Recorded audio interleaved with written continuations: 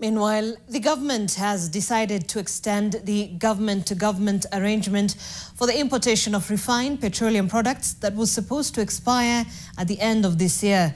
The decision was arrived at during today's cabinet meeting, where the G2G oil deal was said to have eased the monthly demand for dollars, stabilized the shilling-dollar exchange rate, and reduced pump prices from 217 shillings to 177 shillings per litre of petrol.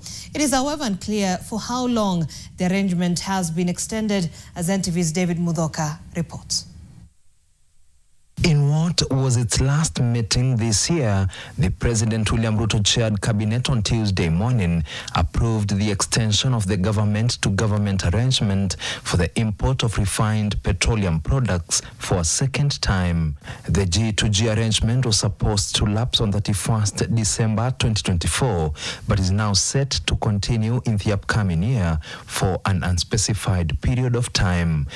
In a dispatch seen by NTV, the cabinet has defended its decision to prolong the G2G deal, saying, and I quote, "This arrangement has eased the monthly demand for US dollars for petroleum imports, stabilizing the shilling-dollar exchange rate at 129 shillings from a high of 166 shillings and reducing pump prices from 217 shillings per litre of petrol to 177 shillings, end of quote.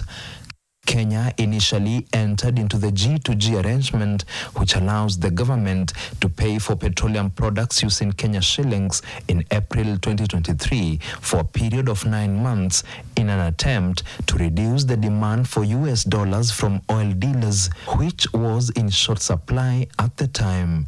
The arrangement with 3 government-owned international companies from Saudi Arabia and the United Arab Emirates was extended in January this year for a period of 12 months and was set to expire in a few days from today, thus paving the way for the return of the open tender system, OTS, that was originally used to import petroleum products. The cabinet meeting also approved the procurement of liquefied petroleum gas, LPG, heavy fuel oil, and bitumen through a centrally coordinated bulk procurement system. Further, the cabinet also approved the establishment of a presidential working group to develop a comprehensive approach to addressing femicide.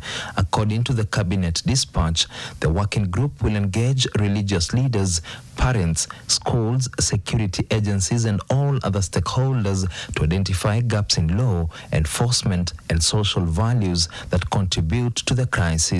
Further, the team will be gazetted with clear terms of reference and tasked with delivering actionable recommendations within 90 days.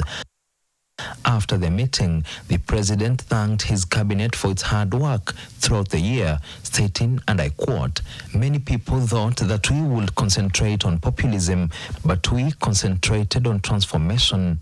Many thought we would concentrate on politics, but we concentrated on leadership. It is not about some people, but all the people of Kenya." End of quote. David Mudhoka, NTV, Nairobi.